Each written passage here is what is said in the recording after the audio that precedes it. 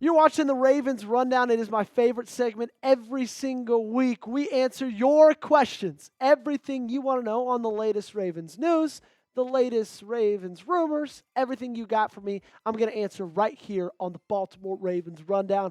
Before we get into it, okay, I want to play a fun little game because this segment is filmed on our Tuesday live shows. Every question is live from all of our audience members. And the first one to guess my middle name in today's comment section gets a shout out on Tuesday's live show. Get down in the comment section, guess it for me. I'll give you a hint. It's a biblical name. Give me your best shot. Let's start with the questions. Hashtag Ravens. Joey, do you think Nate Wiggins is going to have more than one interception? Because he kind of disappointed me last year. Shadow, I think he will, but I disagree with you in the fact that I guess it's your opinion. If you think he disappointed you, then he disappointed you. He didn't disappoint me.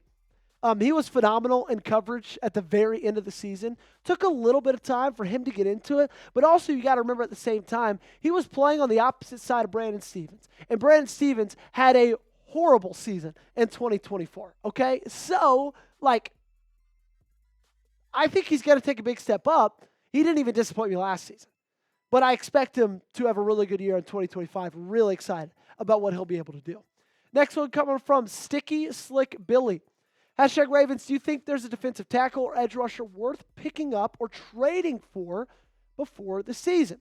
The interesting thing about that question, Sticky, is the two, kind of big named trade edge rushers are Trey Hendrickson and TJ Watt.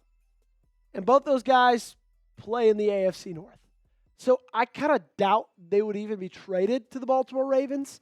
Other than that, I don't know about trading. There's some edge rushers I would still pick up, though. 100%. I would sign Von Miller tomorrow. I would sign Zadarius Smith tomorrow. I'd probably even sign Matthew Judon tomorrow.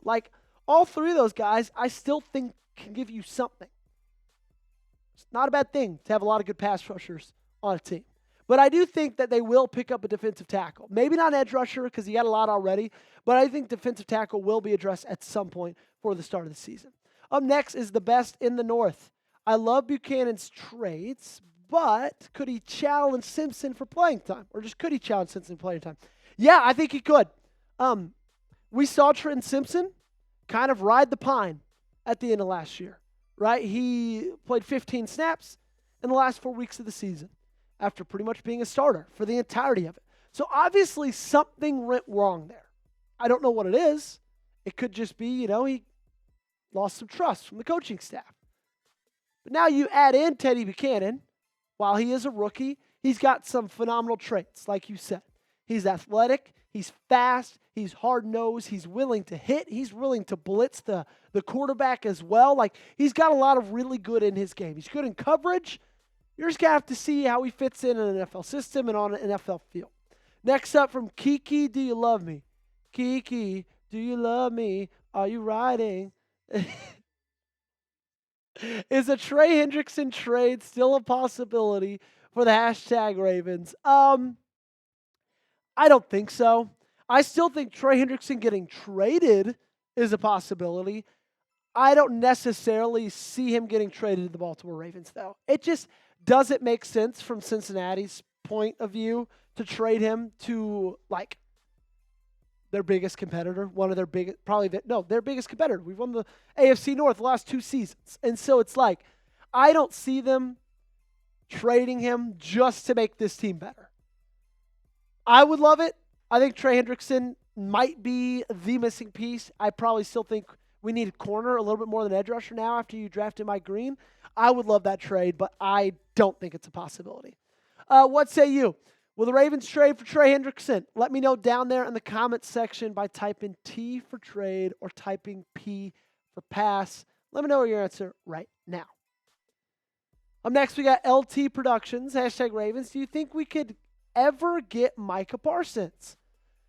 No, I don't think that's how this team rolls. They've got enough good players they need to pay. and they're not going to add another one that they have to pay a lot for, okay? I think they're going to extend Lamar Jackson very soon. I think they're eventually going to extend Tyler Linderbaum. Obviously, I think they're eventually going to extend Kyle Hamilton. And then Zay Flowers' contract's going to be up. Rashad Bateman's contract's going to be up. Roger Rosengarten's contract is going to be up.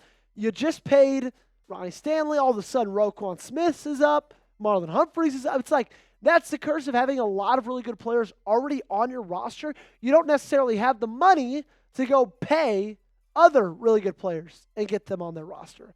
So I would be shocked if Micah Parsons was ever a Baltimore Raven.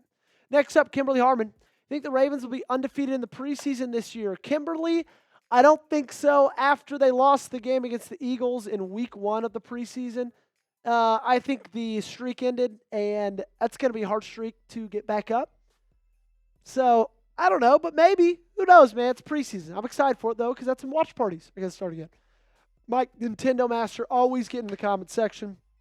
Who's the best free agent cornerback left?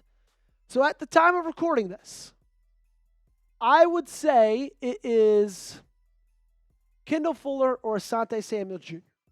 Stephon Gilmore, also honorable mention.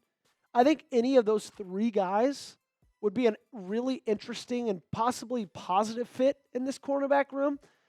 But you got to think of the fact that they already did sign a cornerback in free agency, which doesn't mean that they can't do it again. But what that does mean in my mind is they've already weighed the best cornerback free agent options, and they believe that Chidobe Awuzie was the best one that fit this roster, either from a playing standpoint, an age standpoint, an injury standpoint, or a cost standpoint, right? So we already know they were in the market for a free agent corner, and they went with Awuzie, not with any of those guys I just mentioned. But I would love Asante Samuel Jr. or Kendall Fuller.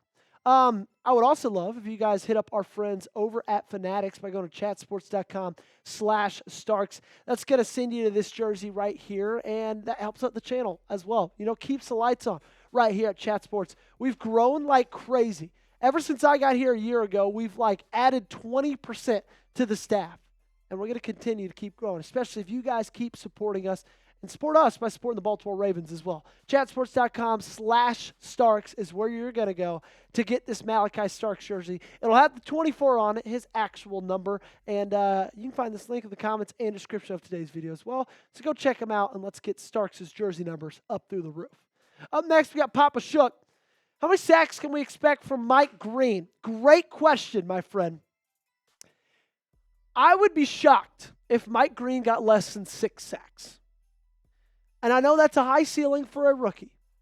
Okay, and Dallas Turner came in, didn't have that great of a year last year with Minnesota. A lot of people thought he was probably going to be a guarantee to get that many sacks.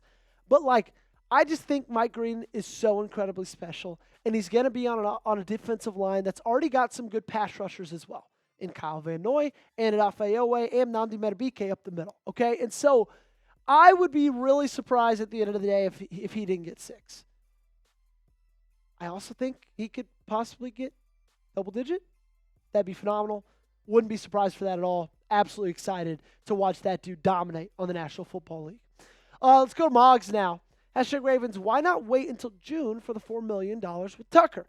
So what Moggs is referring to right now is the fact that we designated Justin Tucker as a post-June 1st cut, which means that we don't see any of that money, the $4.2 million from cutting him, until June. Now, why not wait until then? I don't really know the answer. They said they were going to wait until the investigation wrapped up. Obviously, they didn't. They cut him 2 days later after John Harbaugh said that. There's a possibility they found out the investigation wasn't going very well, but I don't really want to speculate. That's not a fact. That's just kind of my thoughts of the situation. But they've got their reasons of why not to wait, right? I think they kind of saw what was in the horizon maybe and just figured, you know what, let's just cut him now and designate him post-June 1st cut, wait to get that money on June 1st. LT Productions with another question. #Ravens, do you think the Ravens will make any more free agency moves? Yeah, I do. I would not be surprised if they add another interior defensive lineman, okay? The interior of this defensive lineman at the top is good. Once you get past Nnamdi Madubuike and Travis Jones, it gets a little bit worse. I'm excited about Anais Peebles, but you lost Michael Pierce, right? You lost a really, really great depth piece in the center of that defensive line. You just need more bodies at the end of the day, okay? So I would not be surprised if they bring in a guy that's going to be a defensive tackle depth piece. I would be surprised if they brought in a guy that's going to be a starter on any side of the ball. I don't think that's going to happen, but I think some depth moves are still to be made by Baltimore. Next up, #Ravens, will we keep 6 or 7 cornerbacks? Well, let's count through them, okay? And actually, Jack, do you mind throwing up the depth 3 of the cornerback depth chart? It is most recently updated, so you should be able to find it. You got Marlon, Nate, Chidobe, TJ Tampa, Longerbeam, and Konet. I think you go with those 6. So, yeah, I think they go 6 corners, and I don't think they go 7. It just doesn't really make sense to go 7 unless one of those guys absolutely blows your doors off. But you also got to think about the safety room, the other side of the defensive backs. You got Kyle Hamilton, Ardarius Washington, Bo Braid, Sanusi Kane, now Malaki Starks. And so it's like they'll do 6 quarterbacks, I'm almost certain. Ravens King says, #Ravens, Lamar Jackson will only get better this year, and I do think he will win a Super Bowl with us. I do too, Ravens King. I don't know about getting better because it's going to be hard to get better than what he was last year. 4,100 yards, 41 touchdowns, only 4 interceptions, 8.8 yards per attempt. His completion percentage was out of this world as well. Like, it's going to be hard to improve by that. So I'd be shocked if he improves. But that doesn't mean I don't think he can lead us to a Super Bowl. I truly still firmly believe that Lamar Jackson will be a Super Bowl winning quarterback one day, and it will be in purple and gold. Espresso VR, next question, #Ravens. What's your confidence on our offense getting us to a Super Bowl 60? Great question. I don't want to necessarily answer this from confidence of the offense because your whole team has to be playing well. It's never going to just be the offense. It's never going to just be the defense. It's got to be a full team game. And I think the defense is going to make a massive step up this next year. And so because of that, I mean, I'm as confident as you can be. Let's go, like, if we're scaling 1 to 100, 33%, 33, like, there's a 33% chance to make the Super Bowl. I think that's pretty solid odds. Like, I doubt you could find that on a sports book anywhere else. And so that's my confidence level. We're going to wrap this one up with Kyle Matthiasen. Did the #Ravens make the right decision with Justin Tucker? It's a loaded question. I think they did. Like I said, I just think it was time.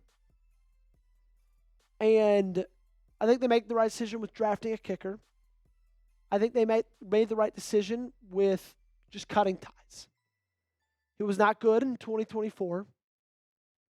Obviously, you have the 16 allegations against him. Now, the NFL is still investigating, so there's a chance he's not guilty. But as of right now, they are still allegations. I just think at the ultimate end of the day, they made the right choice.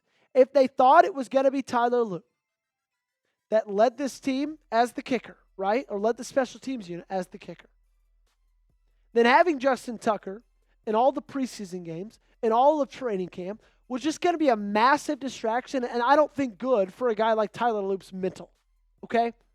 So moving on from Justin Tucker is going to clear things up for him, and I just think it was the right move at the end of the day. Let me know in the comment section, though, did the Ravens make the right call? Answer yes or no down below. I think they did. I'm curious to hear what you guys think. Make sure you guys subscribe because we got everyday coverage of your favorite team all through the entirety of this offseason, okay? We're going to still be busy right here on the channel. So lock us in right now. Hit that sub button.